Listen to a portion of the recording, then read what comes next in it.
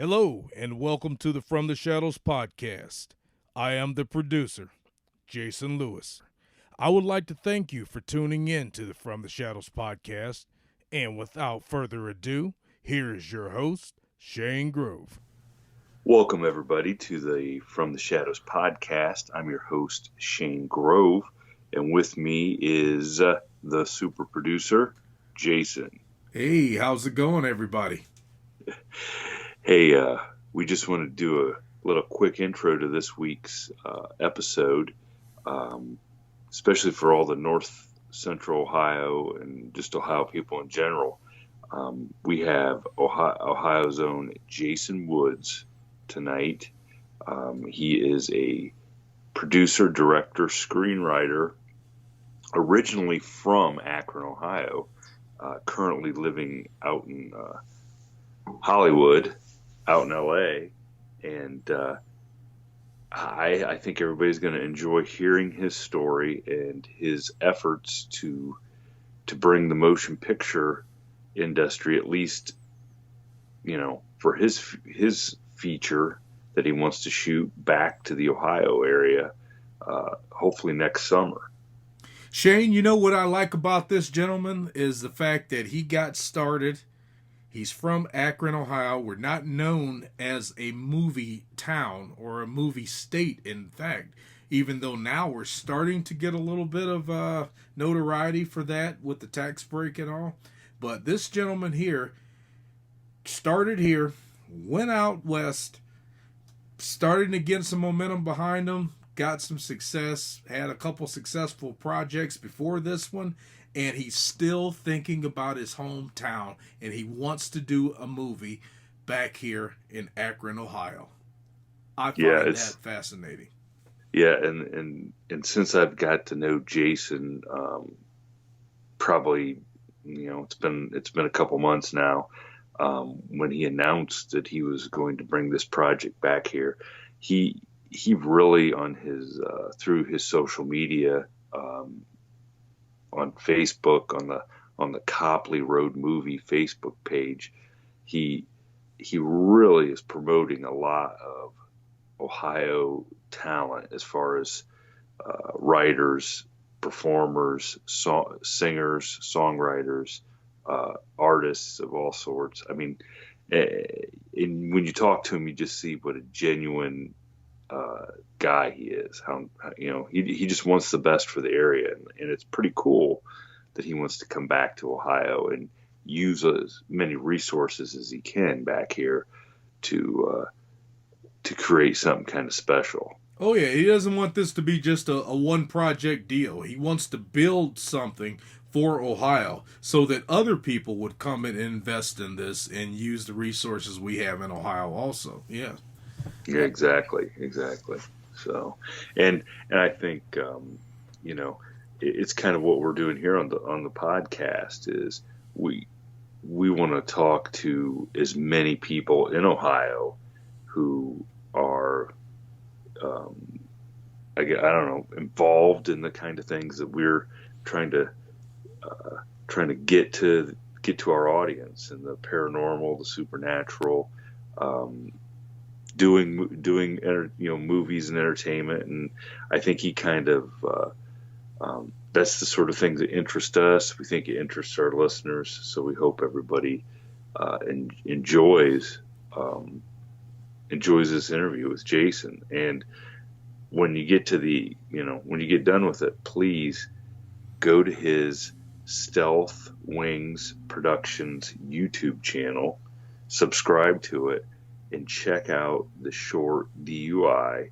and then the trailer for The Bowels, because then you're going to see this cat really knows how to make some thought-provoking and stomach-turning cinema. Oh, no doubt. And while you're there on YouTube, go to the From the Shadows podcast channel and subscribe to our channel as well. Yes, that's a good point.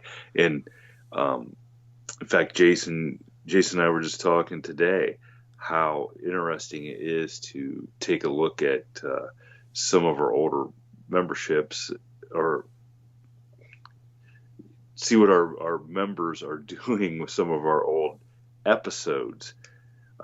Excuse me for misspeaking there. It's late, but to see how people are consuming those episodes, and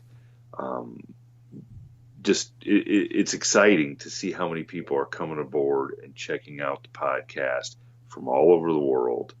And I mean, just for example, the Dogman episode, where our very own From the Shadows podcast crew member, the Judge, tells his story from when we were back in high school of his experience with the Dogman. I mean, that has been downloaded and listened to the most, for sure, out of all of our episodes. And we'd like to see every episode be downloaded and listened to as much as that, And just a little sidebar, that story that the Judge tells, he's actually been on a couple really big, much bigger than ours, podcasts telling that story, to the point where I believe that story is going to be in a book by a very famous cryptozoologist podcast host. And we'll announce that probably a little bit later when it comes out. But that's how fascinating that story is. So, go back and check out that story if you're a first-time listener to the podcast today. Go check out that story and all the rest of them. Indeed. And that story, there has been individuals from China, Mexico, Japan, Norway, India, and this week we had an individual from Pakistan has listened to that program. We're slowly but surely, we love our Ohio-based audience, but we are a platform, and we want to hear stories from everybody. So I love to talk to people from wherever you're at. Contact us through our Facebook After the Shadows communication board page, whatever you want to call it. But it's a way where you can communicate with other listeners of the podcast, as well as getting in contact with us. It's called After the Shadows. It's a Facebook community page. Like us on our regular Facebook page as well. We like to hear from you, and we're here for you as well as our own enjoyment. And we just want to keep things going and hear exciting stories from our listeners and provide stories from other famous people and share with our listeners. Yeah, we get a lot of good discussions going on, especially on our Instagram page. It seems like every time I put something up, somebody's making a comment or sending me a message about something, and you can find us on Twitter too. So there's a lot of ways to get a hold of us, and we certainly encourage everyone to share their experience with us, give us ideas for new episodes. That's what we're here to do. We love it. So, all right, Shane, let's wrap this up so we can. First of all, before we wrap it up, let's give a word from this week's sponsor. Hey everyone, this is Shane Grove with From the Shadows podcast, and we would like to welcome a new sponsor this week, Neon Deuce Artist Management. Jason, guess what, man? I was at the grocery store the other day, and somebody noticed me. Knew I was from the podcast. Ain't that something? You know what? The same thing happened to me at the gym, believe it or not. Really? Yeah. Well, you know what? Hey, let's give Neon Deuce Artist Management a call. Maybe we need some management, man. Maybe we can talk to that guy, David Wade. I hear he's pretty good and does a good job. Okay, let's give him a call. All right.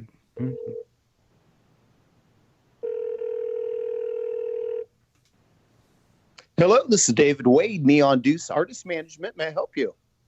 Hey, David. Hey, My name is Shane Grove. I'm the host of From the Shadows podcast. On the line with me is Jason Lewis, the producer of the From the Shadows podcast. Hey, well, first off, we'd like to thank you for being a sponsor of this week's podcast. From the shadows. Okay. Yeah, From the Shadows. Yeah, okay. And so we're actually calling because Jason and I kind of think maybe we're at the point of our careers that we might need a little artist management. I understand that's what you do. You aren't those guys I saw on that Chris Hansen show, From the Shadows? No. That's a different program. Totally different. Okay. Then we're cool. Well, hey, thanks for calling. So From the Shadow, the Bigfoot stuff. Yeah, the Bigfoot stuff. Jerry. You got Jerry on your show. We have Jerry. He hunts Bigfoots, and matter of fact, he's got an open claim out there that he's going to tackle Bigfoot. Well, if anybody that can tackle Bigfoot barehanded deserves to be part of Neon Deuce Management. I'll tell you what, you got his number. I mean, Arnold Schwarzenegger's getting a little older. This guy tackles Bigfoots. This guy's going places. Is Jerry there with you? Can I talk to him? Not right now. So you want Jerry's number? Oh yeah, this guy's going places. Oh, okay. Well, I guess we can get it for you. We'll let him know. I'll get your. You guys are the best. Jerry from the Shadows podcast. That's what we're talking about. Thank you, gentlemen. Okay. All right. Thanks, David, for your time. I'll pass the word on to Jerry, and we'll have him to get in contact with you. That's the best. Thank you so much. Have a great day, guys. What was your name? All right. That's the host, Shane Grove. He's the host of the From the Shadows podcast, and I am Jason Lewis, the producer. Oh, okay, guys. Well, hey, best of luck. Thanks. Good talking to you. Good to talk with you, Dave. Thank you, sir. Yep. Well, Jason, that didn't exactly go how I planned. No, I didn't think so. No, I actually thought that we'd be a little bit more recognized than that. Well, let's deflate them egos back down, I'll tell you. There you go. Well, anybody listening, Neon Deuce Artist Management, give David Wade a call when you want to get your ego in check. All right. Now that we've got that out of the way, let's go ahead on and get started with this week's episode. Yep, and let us know what you think, and let Jason know what you think. Jason Woods, that is, not Jason the super producer, but let Jason Woods know, and go out and support this dude, because he's the real deal. He's doing something big for Ohio. For all you local Ohioans that listen to us and that you have friends that don't know about us, let them know about us so that they can support all of our local talent that we'll have on this show, that we've had in the past and we'll have here in the near future. Hey, good evening, everybody. This is Shane Grove, your host of From the Shadows podcast. And tonight, this glorious evening, we are joined with our super producer, Jason. Hey, how's it going, everybody? The judge. Good evening, all. And I wish everybody could see the judge's beard. It's magnificent tonight. Glory. And our very special guest, director, screenwriter, producer, and Ohio's own Jason Woods. How you doing tonight, Jason? Hey guys, thanks for having me. Doing great, thank you. So I would say let's start and let's go back and start telling us about D.U.I. again. So just start in and just tell us how that got made and the characters a little bit. Okay. So with D.U.I., I really wanted to tell a story that had an interesting twist that no one and that I've never seen before. And so that twist was, could I make an entire film where the main characters have their hands tied behind their back? And so to practice for this, I basically had my wife tie my hands together, and I would sit in my car for however long, or I would walk around the house. I would go in different rooms, and I would say, how can I do basic tasks that I normally use my hands to do? How would I figure out a way to do it without the use of my hands? And so it's this long practice, but it ultimately created a sandbox of crazy ideas that I could go to while making this film. And one of the interesting notes, when we were doing auditions, I'm not sure if you guys caught at the very end of the film, there's like the crazy guy in the garage that comes out, and he has two like prosthetic hands, and that wasn't planned at all. It just kind of happened during the audition. He was just that good, and he was that creepy and believable that we rewrote that part of the script around him, and it was just an interesting twist. So that guy actually does have two prosthetic hands then. Yeah. It's not like okay, all right. So it's not like okay. Yeah, and so I remember meeting with him, and I was asking him questions like, well, how are you going to hold a gun? And he blew me away. Like, he was able to tie zip ties and do anything that I could do, he could do with, these prosthetic hands or hooks. And so he really blew me away. But so there was that, and then there's just having the right team of people on board. My producer, Darren Manel, he at the time he was shooting a web series, Lone Wolf McCrae, that he invited me to join him on. And from that process, he was the right fit to bring on D.U.I. He's also a producer on Copley Road as well. And also bringing in Nick Kramer, who was a phenomenal director at the time I was dealing with health issues. And so he stepped into that role, and I was the executive producer. And we cast several people. David Ross Patterson, that's the guy who played the cop. He really, in my opinion, made the movie. I remember during the audition. He was fantastic. Yeah. Yes, I remember during the audition, he did the scene where he was calling his wife on the phone, and everyone in the room was just blown away. Like, I was terrified of this guy. Just his way of playing that character is amazing. And I hope someday to work with him again when we do the feature version of D.U.I., which, that's another item that's going to be forthcoming down the road. So, and once again, we urge the listeners, and we'll give all the information here towards the end of the interview. But I mean, just if you don't have 16 minutes to go watch this short film, then you shouldn't be watching anything, because it's well worth the time, because it is an amazing little piece of cinematic pleasure, I should say, because it like Jason says, it draws you right in and blows you out the other end, so to speak. Like, what the heck just happened?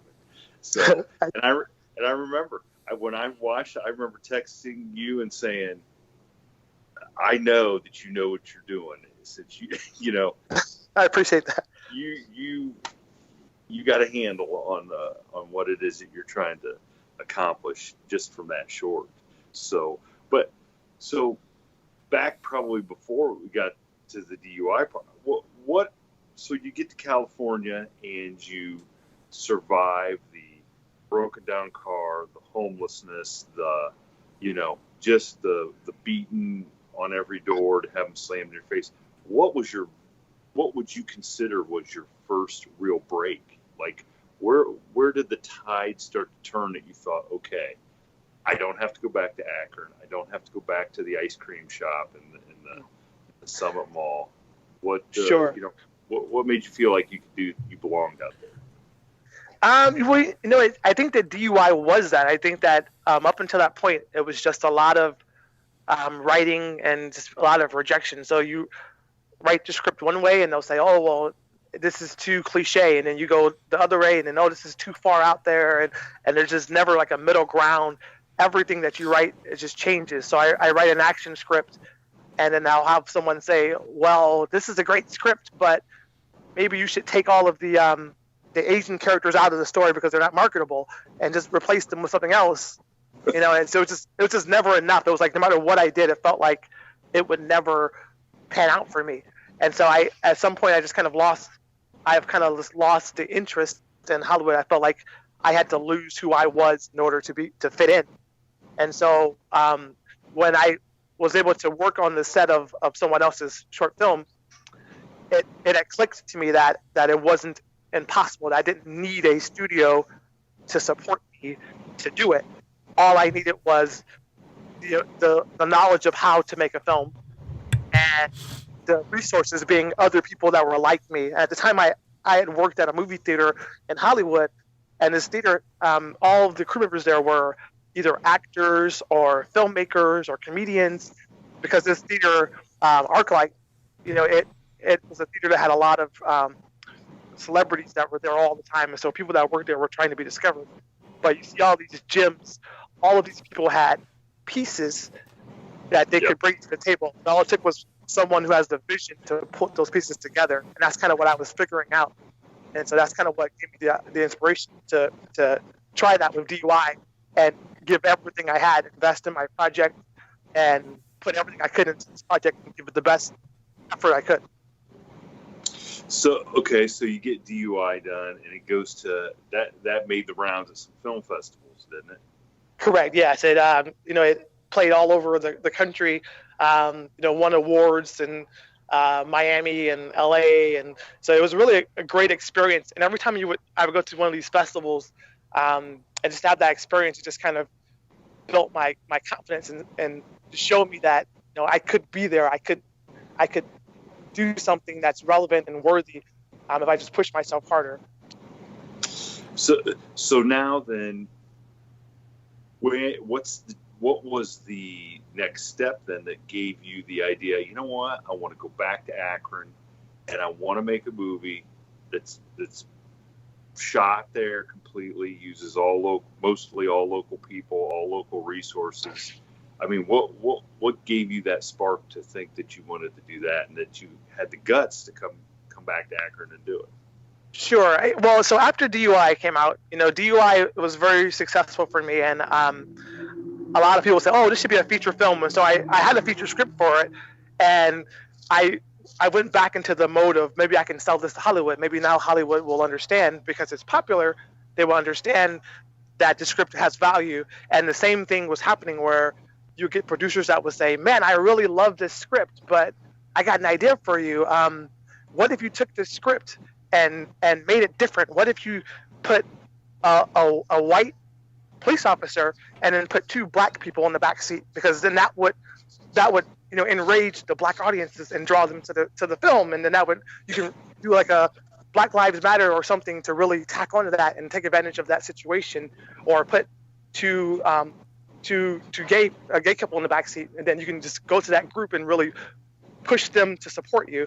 And the thing was, it just didn't feel very genuine. It felt like the reason why I would be doing this is to take advantage of someone else's movement. It wasn't truly what the story was.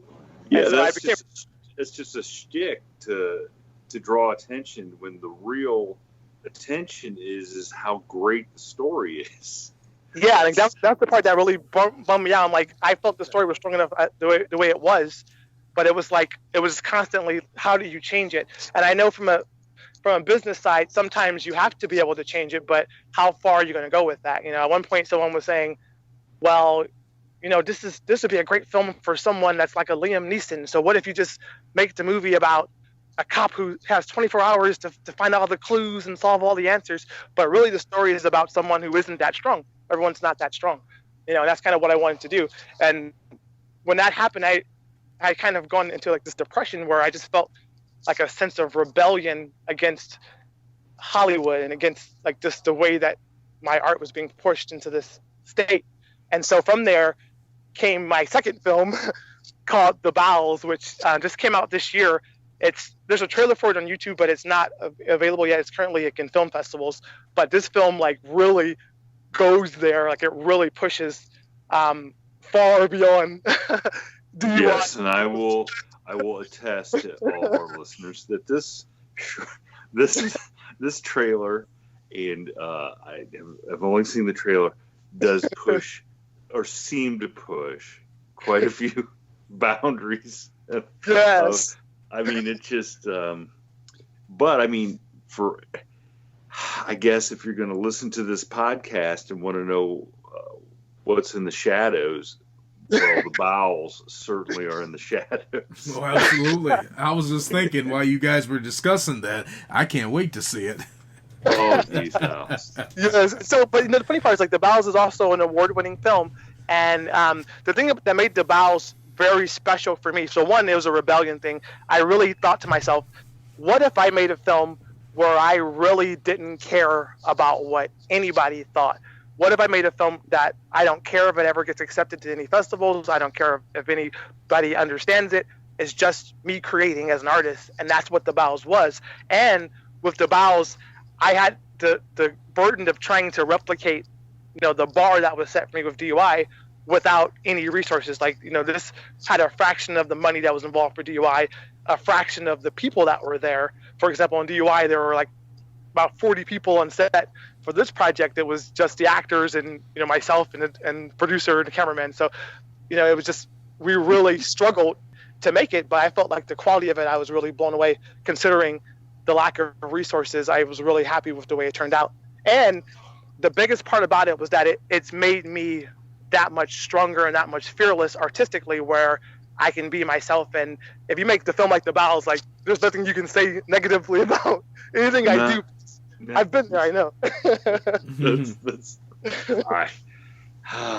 I'm eagerly awaiting the full feature of DUI. I'm not sure I could go a full 10 rounds with The Bowels. But, yeah, so that was definitely a great chapter for me. It was a very liberating. I felt liberated after that.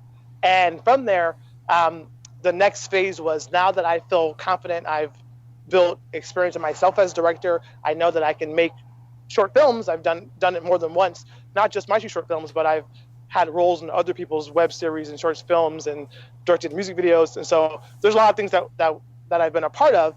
And I wanted to write a script that was a horror anthology, 5 different short films that I could combine together as a feature. And the strategy behind that, this is Copley Road we're talking about now. The strategy behind this was, what if I was unable to get the backing to shoot a feature film? Well, I know how to do a short film, so what if I just do 5 short films, and then when I'm done, I can combine all of them together and say, now I have a feature film. That was the original concept behind Copley Road, and I always wanted to film in Ohio. I never wanted to leave Ohio. And so I had learned from a business standpoint, over the years, my biggest lesson that I've learned was that everybody has their own set of circumstances. And so people usually look at, well, how did Tarantino do it? How did so-and-so do it? And then they try to follow that protocol. But the reality of it is that you have your own situation. And the faster you learn your own situation and how to leverage that, is the faster you will succeed in life. And that's kind of what The Bowels was, or not The Bowels, sorry. That's what Copley Road was. You can't get away from the bowels, can you? I can't get away from the bowels. And so, no, I mean, but what you just said there is, I mean, in and of itself is pretty. I mean, that's a great statement. Once you figure out what your situation is, and how you can either, I hate to use the word exploit, but how you can exploit your situation or overcome your situation, or whatever it is you got to do. But the sooner you figure it out, the quicker you're going to take that next step or that next leap, I think. I mean, I think you're right on with that for sure. Exactly. And what I also learned in that process was that when I would run into friends who were from Ohio, they would say, "You live in Hollywood? Oh my God, this is amazing." And they didn't realize that, like, when I go to Hollywood, the way I see Hollywood, it's disgusting. It smells like urine. I live in a closet. I can't park. It's just a really bad experience. But for the people in Ohio, it's like, no, but that's Hollywood. That's like the stars and the Walk of Fame. And so, like, the magic of filmmaking still exists in Ohio a lot more than it does in LA. If I go somewhere in LA and say, hey, I got a film called Copley Road, nobody cares. But in Ohio, it's like people care. It's like this magical thing. And so once you understand that, it's like, why wouldn't you want to film there? Why wouldn't you want to build there and use the same concept that I had discussed about working in the movie theater, with all of the pieces that are all around you and combining them together. What if the same pieces were available in Ohio? So maybe I can't do everything by myself, but maybe there are tons of other people who have pieces, and collectively we can do something that's big and important that matters. Absolutely. Yeah, and that's another. I mean, and that's another outstanding thing that you do. Just as and I know it's all part of this process as a whole of coming back here and making a film and stuff. But the way that you promote and give some exposure to the people from Northeast Ohio, especially, the music, the arts, just everything that you promote on your Facebook page and stuff. I mean, that's fantastic. That's fantastic the way you do that. And that's brilliant, because that, like you said, it's giving Akron and the rest of Ohio up there that are going to be part of this, it gives them some ownership. Absolutely. I think it makes them feel like, hey, we're part of it. We're going to be part of this when it's all said and done. It may be a little part. It may be, I mean, and it's the same thing that, Jason and I have experienced with the movie that we were part of that's filmed in Mansfield. It's the same thing. It's, how many movies are made in Hollywood every year? Maybe not all are filmed there, but the genesis of them are 95% of what's being made is probably, that's the genesis. How many, if you make this movie in Akron, how many movies were made in Akron over the last 60 years? Exactly. There's very few. And I know that there's a lot of studios that are coming to like Ohio to film like scenes to kind of take, the tax breaks or whatever, but it's not the same because you don't know. When you're watching the Avengers, you don't say, oh, that's Akron, that's Cleveland.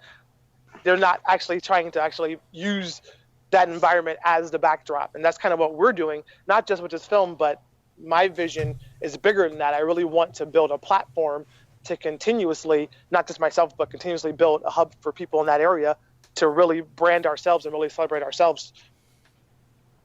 Yeah, I think that's a brilliant idea. I mean, there's just, there's no way around it. I think it's brilliant. So how is it, how's the machine coming as far as, what are you looking at? Do you have anything concrete, or are you still in the planning stages and trying to raise capital and stuff like that? Sure. So some of it is in place, and there's other parts that we're still putting in place. Just the response has been overwhelming as far as a lot of people that have reached out to volunteer things, like locations and ideas of like sponsorships and all these things. And so there's definitely a lot of pieces that we're working to sort through, myself and my team, just to figure out how to maximize the project and to do things that's going to be relevant, not just for the sake of the film, but to try to create a new energy in that area that will survive past the film. And so I feel like it's really working. I think that what I've learned in this process is that it's a lot bigger than just me, and everyone kind of has a connection to this. Just by the name Copley Road, I get so many emails from people that they're not asking for anything. They just want to tell me their story about their life in Akron, or living off of Copley Road, or living in Copley or wherever. And it'll just be like a page long email, and I'll read it. And it's like, they're not asking for anything. They just want to share that they're connected to it too. I even had someone call me from prison, a cousin of mine, saying that everyone in the prison that saw it on the news and they want to be in the film. And I'm like, wow, how are we going to do that? I don't know. But it just shows you like that everyone feels some sort of connection, no matter who you are and how, what part of the city you're from. We're all in this together. Now, is there a part of you, or is there even a chance that you would say, you know what, especially if you, when you win, I'm not going to say if, I'm going to say when, because I firmly believe there's no stopping this. Oh yeah, this is gold. Yeah, there's no stop. I mean, you ever think about maybe moving back from stinky, crappy, ugly California, and putting down the roots back in Akron, and maybe, creating a new mecca for movies and entertainment in Northeast Ohio. Yeah, so that's actually my big plan. So one of the biggest hurdles, or the biggest hurdle in that plan, the reason why it hasn't happened yet, is that I have a wife that's from Los Angeles and and 2 kids who are out here. So that's the biggest hurdle, is getting them over the idea of snow. So that's a battle that we face. Wait a second. No, wait a second. Wait a second. Snow is way better than stinky, smelly, not being able to park, smog. I mean, come on. Tell them they're defecating on the sidewalk out there, where they don't do that in Ohio. Hey, look, Jason, that's your fault for bringing them back here when it's snow. Okay? I know, right? Yeah, so you just bring them back in June and July, and then they don't know what to expect. I think that's the way it's the same way all over the country. Oh yeah.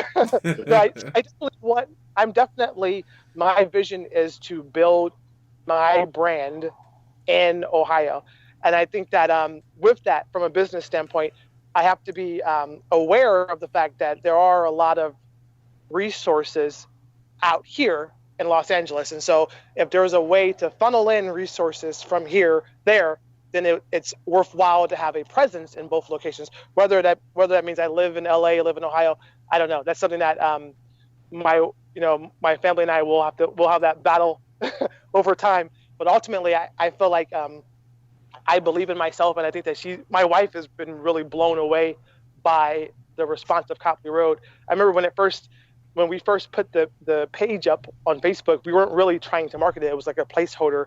And when people found out about it, it just spread like wildfire. And my wife and I, like 24 hours a day, it was just us at first responding to all of these emails and all these responses. And like every 30 seconds, another one. And we're like, what in the world is going on? Mm-hmm. And she had said, like, I cannot believe that I've underestimated the people of Ohio. Like, I've never seen anything like this in my life. So she's blown away by that. So I think that's a big phase in the process in the battle of winning her over, to have her move back to Ohio with me. Now, has she recovered from you telling her that you were going to be on From the Shadows podcast? She's the first one to read the bowels. So. Yeah. Oh my God. So since we at least got to touch base a little bit, since we're our podcast is about the supernatural and the unknown and stuff. What, growing up in Akron, what were some of the best scary places in Akron? Some of the best legends, or was there something that you yourself had happened that maybe to this day you can't explain? Sure, there's a lot of things that I've experienced over the years, like just. I remember a few times when I used to live with my brothers at my grandmother's house for the summer. I used to always see people walking around in the attic. They used to force us to sleep in the attic, and it was really hot up there, like maybe like 100 degrees up there. But I always would see someone pacing back and forth in front of the room where we would sleep at. And no one would believe me, but I used to always tell them about that, and no one believed that I would experience that. And there's been several other times where I've seen like things that I would perceive as a ghost, being inside of like our back house, that no one would believe that I would see it. And it was always a thing that no one believed me. But as far as like urban legends, it wasn't really tied to Ohio. It was just basic things like ghost stories and people sharing their like Bloody Mary type of story, things like that, and just their own experiences. And I never played with the Ouija board, but I had a lot of friends who did, and just their stories used to always creep me out. I've always wanted to do like urban exploring, and I remember watching a video more recently of someone that was in Rolling Acres Mall before it closed down, and just seeing how everything that I grew up, like when I go back now, a lot of it's boarded up and it's not there anymore. That's one of the things that really sticks with me as part of the things that I want to explore more after Copley Road, is really exploring some of the the older areas that like rubber bowl type of things that I feel like is beautiful to me, but to other people it may be like, oh, just the wasteland. A lot of the old factories and things of that nature. There's a lot of potential there. That I would want to I mean, the time I spent in Akron, there, and I think we probably maybe have even discussed this. When you're younger, you don't really appreciate all the history and all the, especially architecturally wise, the buildings and how beautiful they are, and what had gone on there for 150 years prior, or what. I mean, it's just an appreciation you don't have as a younger kid. And then as you get older, you're like, man, I wish I'd have paid more attention to some of that stuff. And Absolutely. Next thing you know, it's boarded up and bulldozed down, and so. Yeah, a lot of memories, like Jogga Lake and stuff. Oh yeah, Jogga. Yep, exactly. Yeah. Jogga Lake. Yeah, I remember. So the rubber bowl is Akron doesn't use that anymore. I don't believe they do. I haven't been back in a while, but I haven't seen them use it for anything in many years.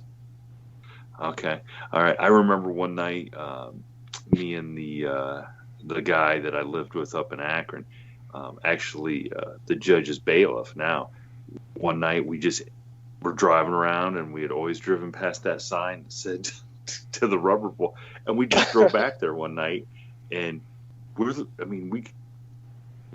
is way before all the domestic terrorism and threats and stuff. We just walked right into the stadium in the middle of the night. Oh, wow.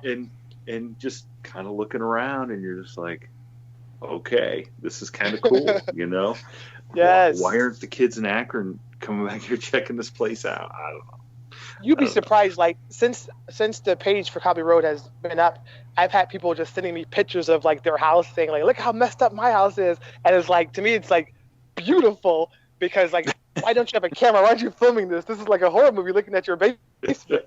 Hey, listen, you want to talk about a horror movie? When I went to Akron University, living on Brown Street was a horror movie. Let me tell you something. That was horrible.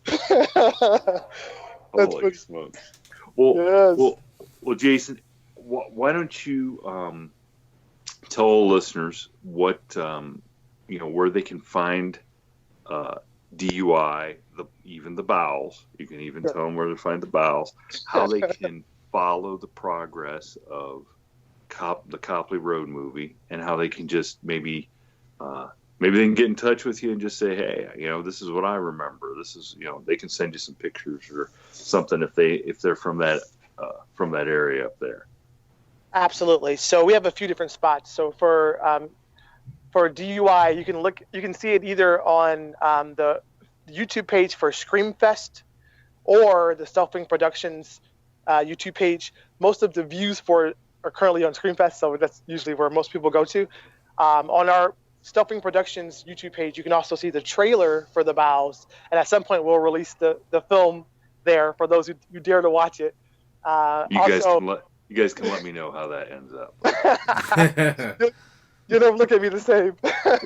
But also, as far as Copley Road, so we have a Instagram Copley Road Movie, as well as a Facebook page Copley Road Movie. Our Facebook page is our main source, so that's where I release the different episodes of my vlog, where I just talk about my journey as a filmmaker and eventually updates for the film as they become available.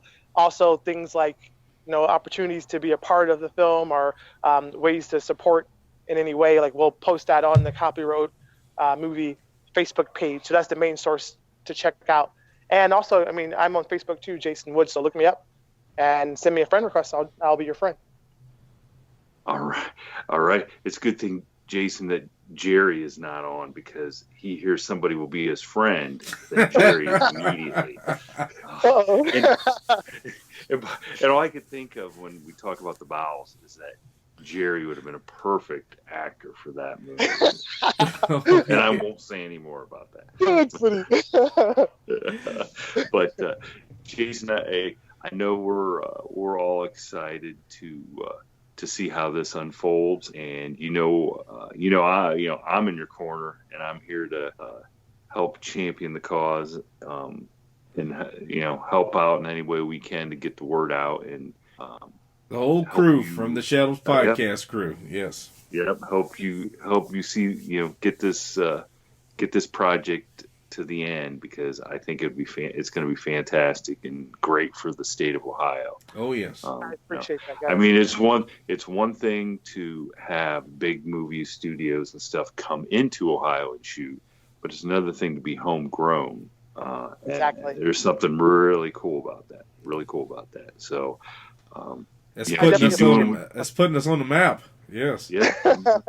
So I urge everybody to go check out the Copley Road, the movie Facebook page, because Jason's little videos he puts on there are fantastic. And if it doesn't make you want to, pull a Rocky and go running down the street and raise your hands up in the air and say, I can do it, then you just don't need to even worry about doing anything, because it's the real deal. So, well, thank you, Jason, for joining us tonight, and we're looking forward to seeing what's next from you.